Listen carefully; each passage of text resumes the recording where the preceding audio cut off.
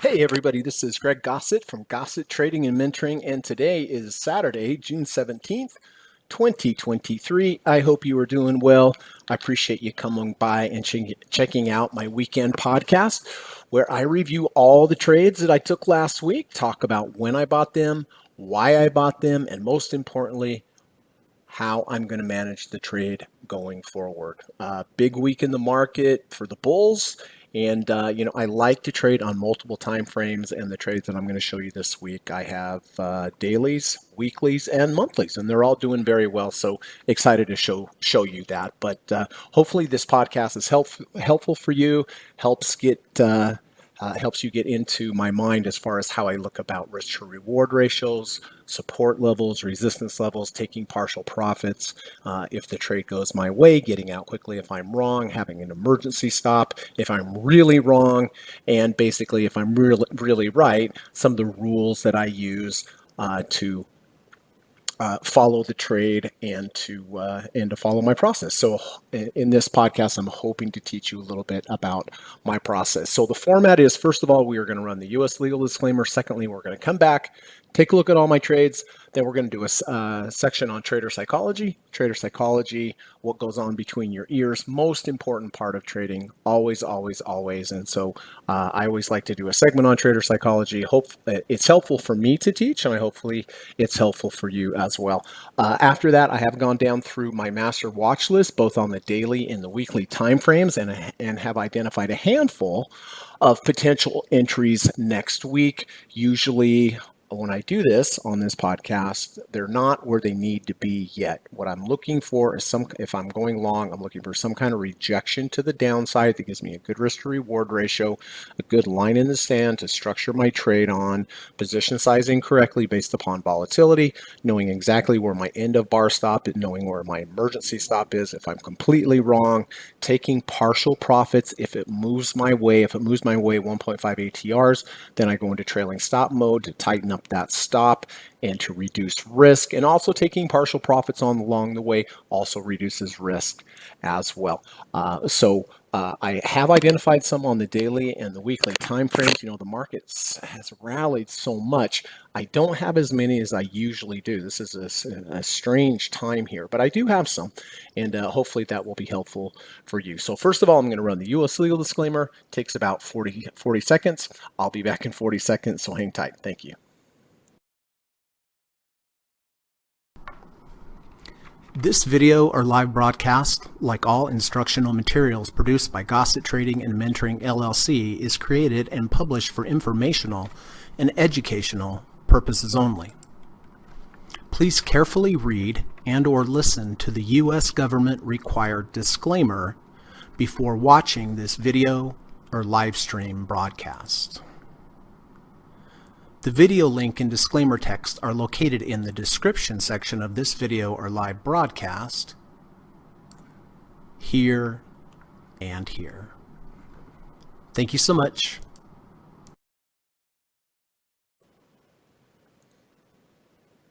All right, let's get started on the daily trades. Lift. I took Lift as a short back on the 9th of June. And why did I take this? Well, there are multiple reasons, but first of all, I got short here at 10.55. Here we had a big move down. We had the gap. We filled the gap. That's what interested me, but I still needed some type of trigger to get me into the trade. Well, a trigger that I use a lot is a V1 or a V2 signal trigger, either to the upside or to the downside. This one was to the downside. And by the way, if you'd like to learn more about V1s and V2s, I have a video on YouTube. Just go to my YouTube channel, Gossett Trading and Mentoring, and look in the lessons playlist, and you will see V1 and V2 entry triggers. So V1 to the downside, in this case, 2-bar configuration. Bar 1, bar 2 goes above bar 1's high. See, bar 1, bar 2 went above the high, close back below the close. So the market went up and discovered these prices up here, didn't like it, reversed back down.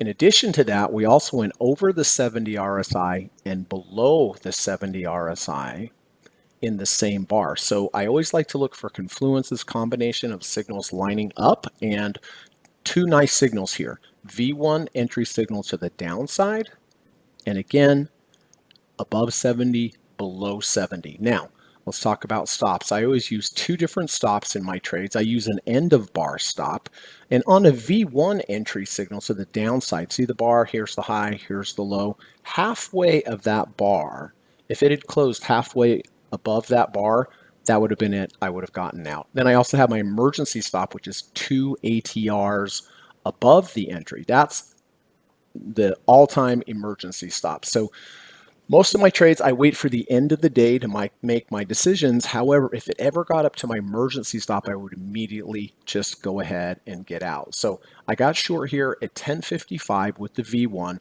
Next day, you can see we did go up and challenge that halfway, but closed below.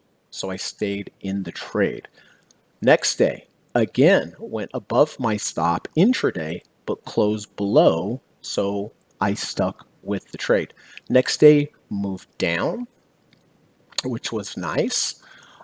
Next day, challenged that halfway. See how important that halfway bar is? Again, closed below, and then we were down again on Friday. So far, this particular trade not doing too bad, especially in this bull market.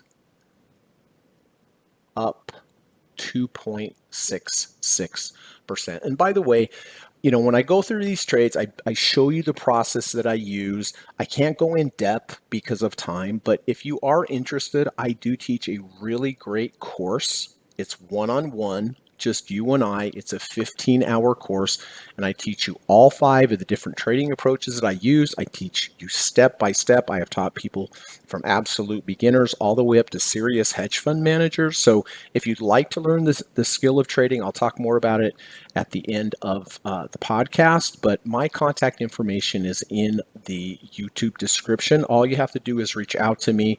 The course costs $1,750, but it's worth every penny. It really is an investment in yourself and learning a new skill. So, and like I said, in that course, I teach you step by step everything. And I believe the best way to learn anything is one-on-one with your instructor, your teacher, and that's why I have the one-on-one format. So, all right. So on the short here, V1 entry signal to the downside, rejection of the 70 RSI, up 2.66%. The Qs. Well, I did get short the Qs, and you might be wondering, why are you shorting? Well, I'll tell you what, this is why. Here's a V1 again, bar 1, bar 2 goes above bar 1's high, closes below bar 1's close.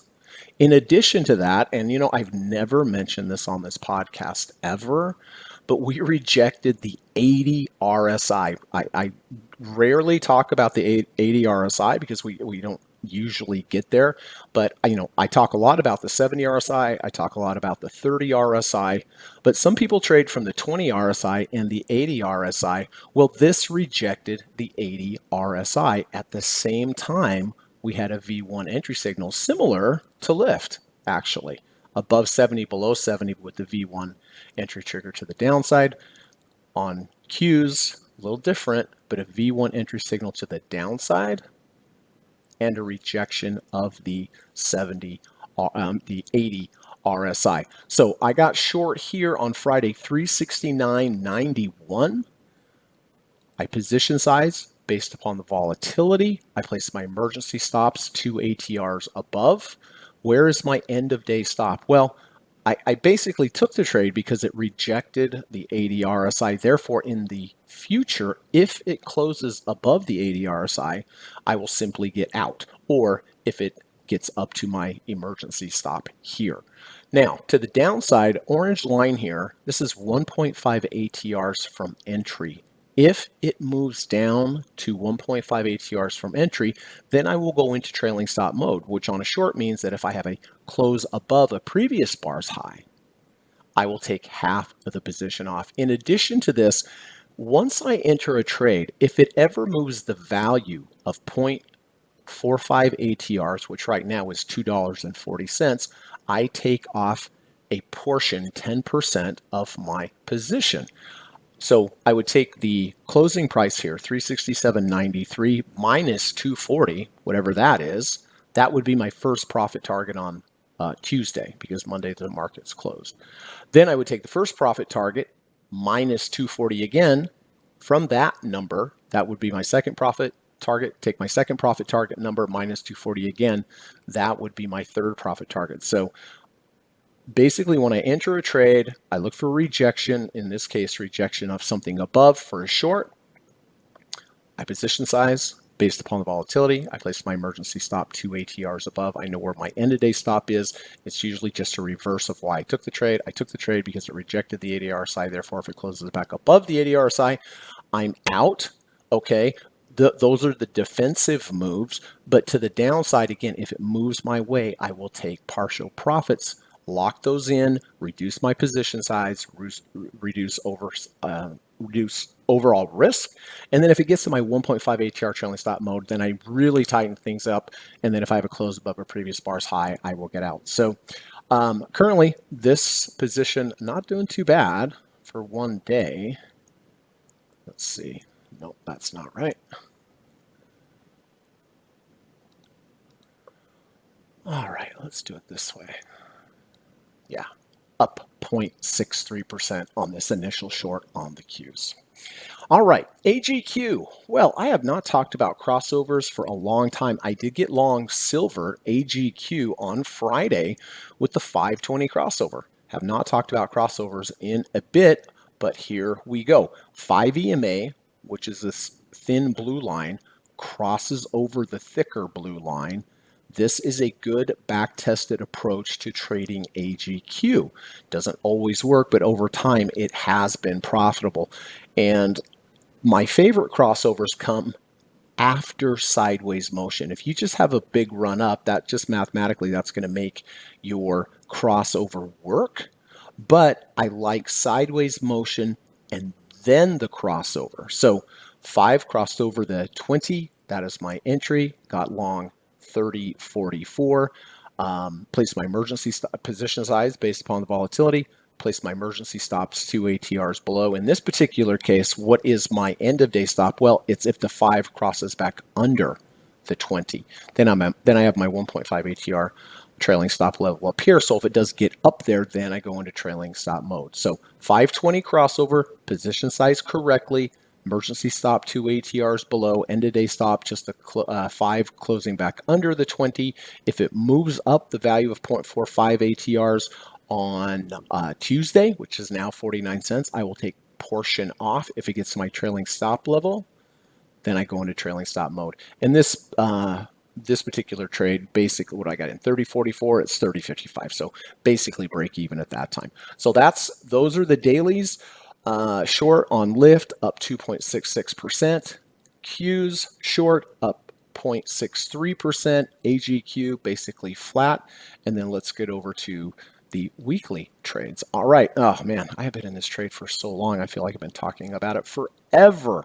I took this trade all the way back here, October of 22. See the orange line? This is the 300-week moving average. During the week, we went below the 300, but closed back above the 300. That gives me a very good risk to reward ratio. So I position size, place my emergency stops 2 ATRs below. If I get a close below the 300, then I'm simply out for a small loss. I place my 1.5 ATR trailing stop level, 1.5 ATRs above. Of course, if it moves up, I continually take profits. So the next week it moved up, took some profits off the table. Next week took some profits off the table. Next week didn't have a profit target, but got to trailing stop mode. Next week moved up again, took more profits off the table. Then we went sideways. And then on this particular bar here, this was the first close below the previous bar's low. After reaching trailing stop level, locked in half for a 6.53% gain. Then we came back down. I thought, oh, maybe we're going to lose that 300, but we didn't. We had another huge, big rally up where I continued to take profits, continued to take profits, continued to take profits.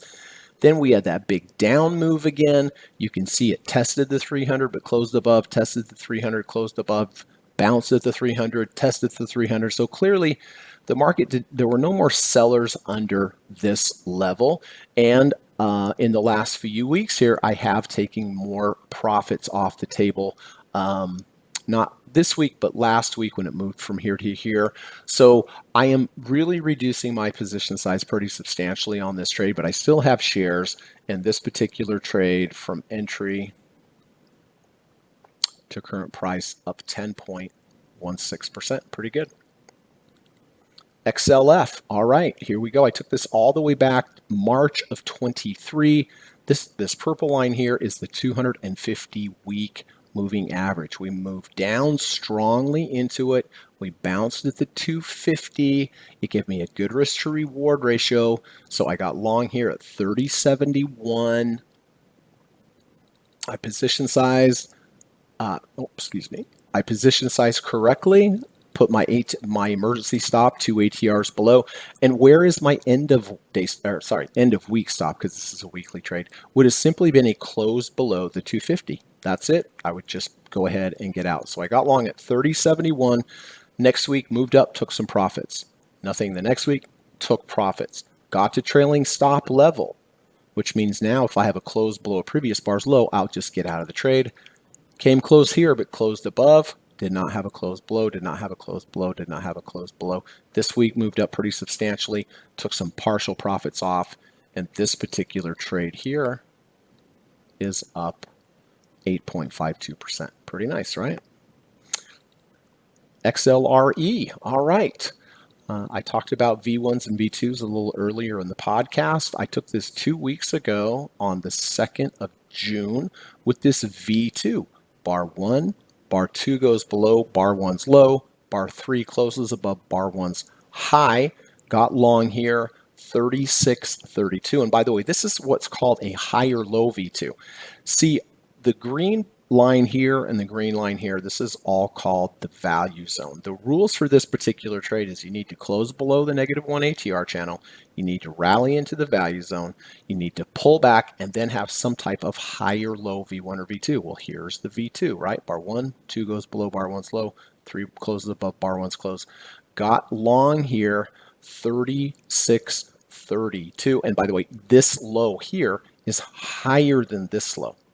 Lower lows tend to bounce and fail. Higher lows have a better chance of having a long leg up, hopefully, right? So got long here, 36.32. Placed my emergency position size correctly. Placed my emergency stop 2 ATRs below. End of week stop on a V2 is simply a close below halfway the washout bar. This was the washout bar. This is the pink line here. If I close below this, I'm simply out, right? And then if I get up to the orange line here, 1.5 ATR trailing stop level, then I go into trailing stop mode. So next week moved up again, took some partial profits off the table on this move up, and then orange line here is my 1.5 ATR trailing stop level. So have not quite got the trailing stop level yet, but once I do, then if I have a close below a previous bar's low, I will get at half of the trade. This particular trade currently up 3.66%. So just quick review on on the weekly, IWM on the weekly up 10.16%, XLF on the weekly up 8.52%, XLRE on the weekly up 3.66%. All right, I like to trade multiple time frames, so here is a monthly trade. Monthly trades, I take the last day of the month, right? Each bar is a month. This was my favorite trade. I know I told a lot of friends about this and other traders, and it really worked as advertised. I took this at the end of May last month with this rejection of the 200-month moving average.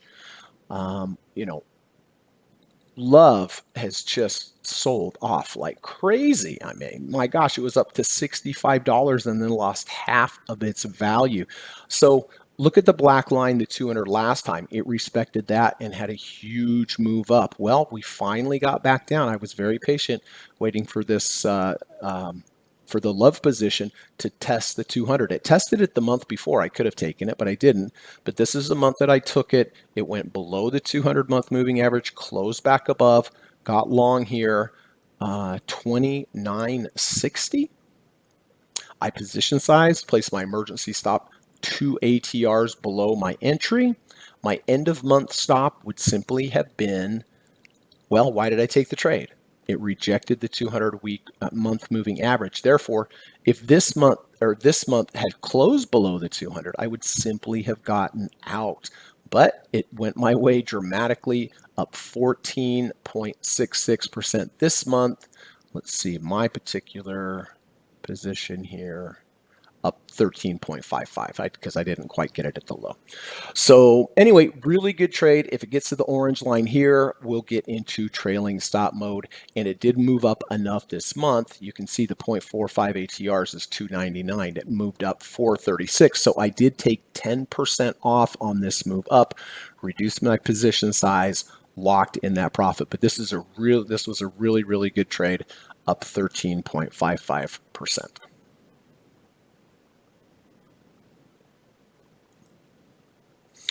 All right, so those are the trades, all really good trades. Very proud of those. And, it's important to have a process, everyone. It's not just about hitting the buy and sell button. You really have to have a plan. Is it rejecting some kind of support? It is. Is it a good risk reward ratio? It is. Okay, I'm going to enter the trade. I'm going to position size correctly. I'm going to place my emergency stop 2 ATRs below. I know where my end of bar stop is based upon my entry. If it moves up, I'm going to take partial profits. If it gets to my trailing stop level, I'm going to tighten it up. Now I'm in trailing stop mode if I have a close below the previous bar's low, right? I know it sounds complicated, and it's really not, but you need to learn this step by step, and that is what I teach my class. So keep that in mind, consider it. I really love to teach, and I have a lot of happy students from all over the world. So like I said, as we go through the potential trades right now, it may not make sense to you, but if we work together and I teach you, I promise you it will make sense. So let's get over to trader psychology. This is Trading Composure, at Trading Composure over on Twitter. What a great channel. Let's see what Trading Composure has to say today. Only if your behavior is unconventional is your performance likely to be unconventional. And only if your judgments are superior is your performance likely to be above average. This is from Howard Marks. Howard Marks, very well-known hedge fund manager. I've read his books on cycles. Really great. Really knows what he's talking about. But this is really true. Only if your behavior is unconventional is your performance likely to be unconventional. What does that mean? Well, most people don't have a plan for trading. They don't get out when they're supposed to. They don't follow their rules. They don't let their winners run. Doing all that is being unconventional. Following your process is being unconventional. Most people don't do it, can't do it, won't do it. So if you want to be successful as a trader, get a process together and follow it. Be unconventional, because the majority of people don't do that. And only if your judgments are superior is your performance likely to be above average. Well, judgments comes down to a lot of things, but what comes to my mind right now, your judgment is being patient, waiting for your potential market to get to the level that you're waiting for. I was waiting on Love, Southwest Airline, for months to get there. And I said, hey, if it gets there, I'll take the trade. If it doesn't get there, I just simply won't take the trade. And when I show you the potentials that I have a little later in the podcast here, they're not there yet. I have to wait for them to get there. That's my judgment of being patient, of waiting for them to get where they need to be. So let the trade come to you. If it doesn't get to your level and it goes back up, oh well, there are going to be plenty others that do. I promise you. So only if your behavior is unconventional is your performance likely to be unconventional. And only if your judgments are superior / patience is your performance likely to be above average. Thank you so much, Trading Composure. And please support Trading Composure over on Twitter at Trading Composure. All right, before we look at the potential trades on the daily and the weekly for next week, I want to point something out about the market. Of course, the market's been in this huge move up. You could call it a melt up. But some research that I did this weekend, I want to explain to you. Back here in October at the lows, there was the highest amount of put buying on record. Puts are a bearish option strategy. You're betting that the market's going to go down. Here on this day was the highest amount of people buying puts in the history of the market. Were they right? No, they were not right. By the way, on this day here, I told a friend of mine that's the bottom of the market, and he said there is no way, and we bet a steak dinner. Well, I did win that bet because that was the highest CPI number, and that was the bottom. Why am I telling you this? Well, on Thursday was the highest call buying options in the history of the market. So does this mean this is going to be the top, like the record amount of put buying at the bottom was supposed to be? Everyone thought it was going to go down. It was the absolute bottom. Well, I don't know, but it might be, or it may not be. But the highest, I mean, they were extremely wrong over here. Extremely wrong. They were betting that the market was just going to collapse from here, and it did the exact opposite. Here now at the top, now people have said, okay, now it's the time to buy. I don't know. There's a lot of FOMO in the market. People aren't concerned. The market's being priced to perfection. You know, I just say this, and I could be wrong, but please be careful about just willy-nilly piling into this. We've had a huge move. A pullback is expected. So, I've had people ask me, hey, should I just start getting into the market now? And, the way that I'm trained and the way that I've been taught is no, you don't buy up here. I mean, yes, the headlines are great. Everyone's excited. It never seems like it's going to go down ever again in the market, but it sure will. So please keep that in mind. Okay. All right. Let's get on to potentials for this particular week. Oh, this chart looks nasty. What is this? FXY. I've never talked about FXY ever on this podcast. This is Japanese yen. So why in the world would I be interested in the Japanese yen at this point? Well, first of all, we have a double bottom bullish divergence. This is what I learned from studying one-on-one with Dr. Alexander Elder. What does this mean? Well, let's look at this low here. See the low here? Do you see how deep the red MACD bars are? That's showing a lot of downward momentum. Then we rallied into some green bars. Now look here. Are we lower here than over here? We are by a long ways. But you see how there's no red bars whatsoever? This is showing this move down here, although it looks dramatic from a MACD perspective, it's not dramatic at all. From the mathematical MACD perspective, it can't even get red. Even a little red would still be a divergence. So this is bullish. I know it's counterintuitive and it looks very, very bearish. And it is bearish, but from a MACD perspective, it's not bearish. The main move came here with the deep red MACD bars. We rally into green. Now we are lower here than we are here with no red MACD bars. That contextually is bullish. Let me show you some other divergences. See the ATR channels? This is the -6, -5, -4, 3. Well, when we were here, we were at the 6 ATR channel. 6 ATR channel is about it. You can see we got to the 6 ATR channel here and bounced. Here we got to the 6 ATR channel. Now look, we are definitely lower than over here.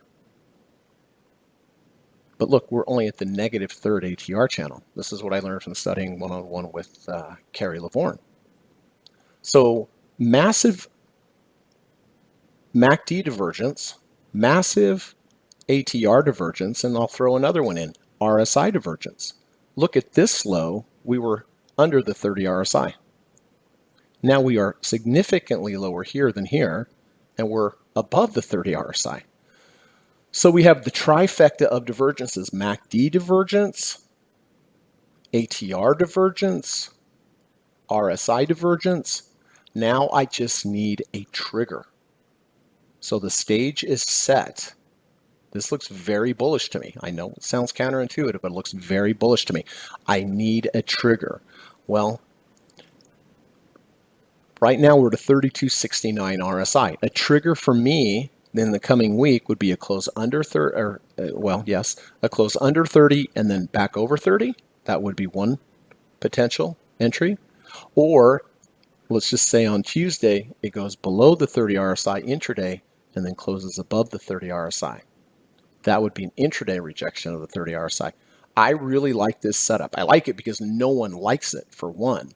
But because of all the divergences here, I do really like this setup. I think a lot of the worst case scenario for the Japanese yen has been priced in. So triple divergences here, MACD, RSI, ATR divergence, just looking for an entry signal of an under 30, over 30, and we're very close. We're at 32.69. So this is one of my very favorite potentials for next week, but just disclaimer, I will not take this unless I get some kind of a rejection of the 30 RSI. Okay. Gold, and that was FXY. Gold, GLD. Well, I did take the trade on AGQ, which is double leveraged silver with the 520 crossover. I like the sideways motion here on gold. But you see the thin blue line? This is the 5 EMA. You see the thicker blue line? That's the 20 EMA. I am looking for a 5 EMA to cross over the 20 EMA. That would get me long gold. Silver's a little ahead of gold.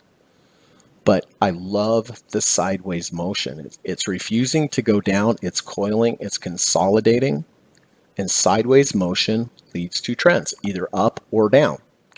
We don't know which way. But for sure, sideways motion, and the longer the better, leads to explosive moves one way or the other. And my trigger on this trade would simply be the 5 EMA crossing over the 20 EMA. Okay?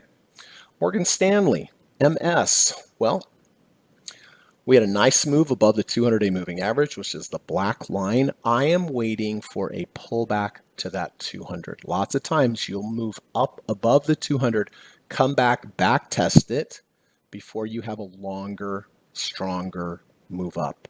I'm not going to just buy it here because there's no level. There's no good risk to reward ratio. I am waiting for some kind of intraday rejection of the 200, which is the black line, or a close under, close over that gives me a good risk to reward ratio. And like I was talking about before, patience.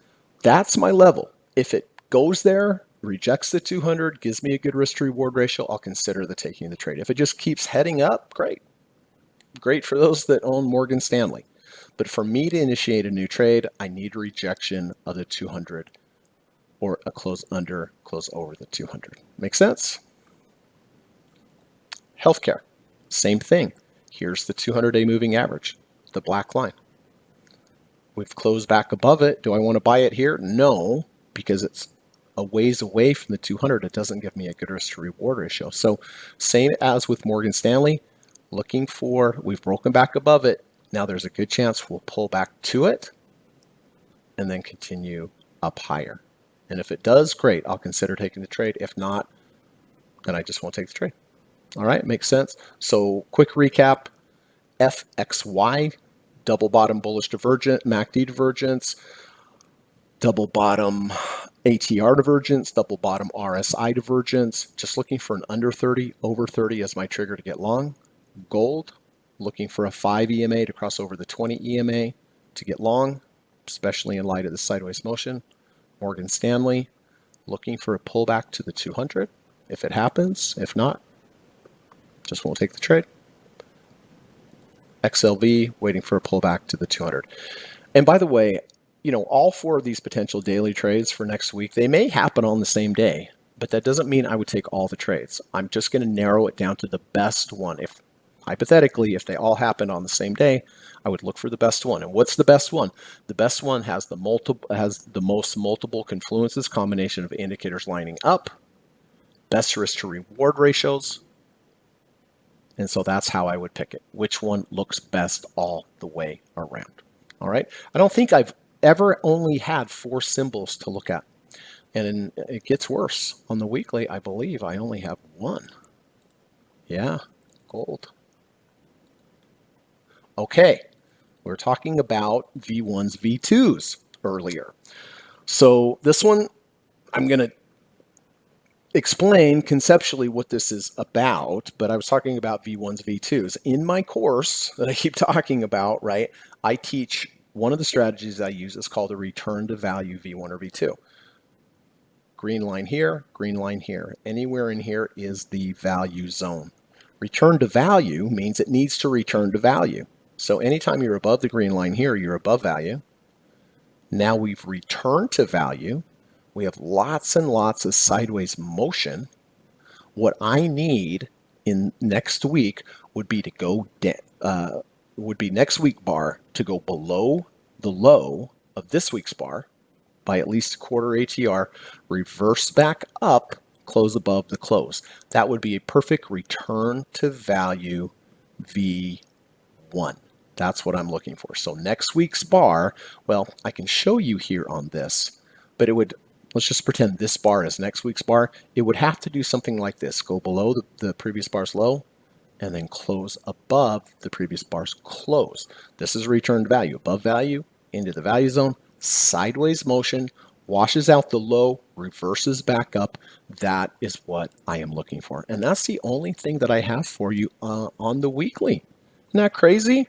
So anyway, I like these potential trades. Don't know if they're going to get there. If they do, I will definitely consider taking the trade. And by the way, hey, if you like the podcast so far, I really would appreciate it if you could just hit the thumbs up button. Helps to build the channel, helps to keep it around, lets YouTube know there's something valuable here. So that's what I have today. As I mentioned with the course that I teach, it's a great course. I mean, like I said, I've taught people from all over the world. They really liked it. They were all very happy that they took it. And like as I mentioned, I teach you all 5 of the different trading approaches that I use step by step. When you are done with that course, you're going to know them like the back of your hand. We do a lot of simulation trading. I throw a lot of curveballs at you because it's very important to me that my students succeed in trading and have a firm grasp on this. And like I said, in my opinion, the best way to learn anything is to have a patient teacher, which I am, be there, sit with you, run you through all sorts of scenarios. And when you're done, you're gonna be a force to be reckoned with. So if you're interested, just send me an email. Email's in the link of the description. All right. And again, if you like the podcast today, I'd appreciate it if you could hit the thumbs up button. If you like online courses, I have a great online course available at udemy.com. The link's in the description of this video. I teach you step by step the deep dip buy stock trading strategy. And a lot of the trades that I've shown you today are deep dip buy strategies. It's not as good as being one-on-one in the one-on-one course, but it's really good course. And it's very affordable. It's like $12 to $15. And I think there are 26 videos, 9.5 hours of video, 15 study guides. And, all you need to do to make a living in trading is to learn one good trade setup. And the deep dip buy setup is a good one. So the link's in the description if you're interested. And I just want to leave you, as always, with, listen, we could all make the world a better place if we could just do one random act of kindness each day for another human being. It really would make a difference. I mean, someone gives you an act of kindness, you appreciate it, makes you feel better, makes the other person feel better. So it's a win-win. Go out, try to do one nice thing for another human being today. And if I could ask you to do an additional favor, go out and do one nice thing for an animal. Animals appreciate acts of kindness just like we do. So that's what I want to leave you off with. Do one nice thing for a human each day. Do one nice thing for an animal each day if you're able. And if we all did that, it would just make the world a better place. So I hope you have a good weekend. Market's closed on Monday. So extended weekend. I'm still out of town doing some house sitting here in Las Vegas. Really nice. Really enjoy it. Really enjoy the hot weather. And so God willing, I will be here next week. If you have any comments or questions, please put them in the comments section. If you have any questions, feel free to email me. Like to help where I can. All right. So thank you so much, everyone. And on the way out here, I have to run the U.S. legal disclaimer. Take care, everyone. Thanks for coming. Bye. U.S. government required disclaimer. Stock, options, futures, and forex trading is not appropriate for everyone. While there is a potential for large rewards, there is also a substantial risk of loss associated with trading. The material in this video or live broadcast is not geared towards any particular individual or to any particular financial situation and is not intended to meet the particular investment objectives of any viewer. This video or live broadcast, like all instructional materials produced by Gossett Trading and Mentoring LLC, is created and published for informational and educational purposes only. Any and all information contained in, implied, or referenced by this video or live broadcast is not to be construed as investment advice, and no representation is made that any individual or entity involved in production of this video or live broadcast is an investment or financial advisor or is registered or authorized to give any financial advice. We are publishers and educators only. Therefore, the various producers of this video or live broadcast will not accept liability for any loss or damage of any kind which may arise either directly or indirectly out of the use of any of this material, including any loss of profit. No representation is made that any account or investment will or is likely to achieve the profit or losses demonstrated. We recommend consultation with a licensed and qualified professional before making any investment decision. This video or live broadcast is not to be construed as an offer to buy or sell any security, financial instrument, or financial product of any kind. Notice is hereby given that any individual or entity involved in production of this video or live broadcast or their clients may have an interest in any security, financial instrument, or financial product mentioned or referenced. Any simulated or hypothetical performance result depicted does not represent actual trading and therefore may under or overcompensate for the impact of various market factors such as lack of liquidity. Thank you.